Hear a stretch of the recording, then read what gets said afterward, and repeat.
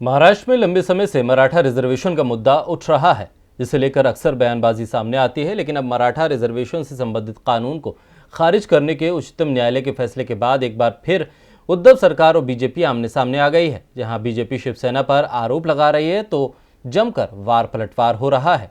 महाराष्ट्र में मराठा रिजर्वेशन का मुद्दा ऐसा है जिसे लेकर अक्सर सियासत गर्माती है, क्योंकि रिजर्वेशन की ये राजनीति सरकार को भी हिलाती है।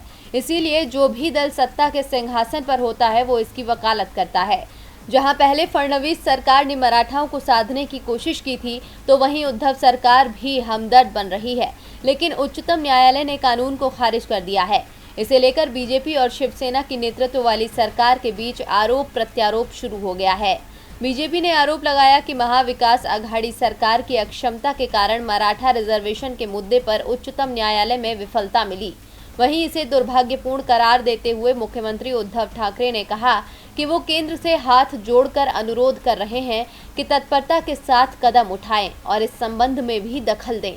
उन्होंने राज्य में लोगों से शांति बनाए रखने की अपील भी की।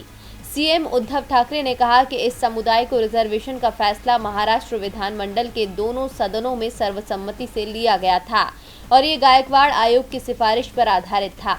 लेकिन शीर्ष अदालत ने उसे इस आधार पर निरस्त कर दिया कि राज्य को इस तरह के रिजर्वेशन देने का हक नहीं है।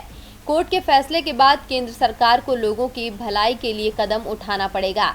अब सीएम उद्धव के जरिए गेंद को केंद्र के पाले में डालने के बाद अब निगाहें मोदी सरकार के रुख की ओर हैं।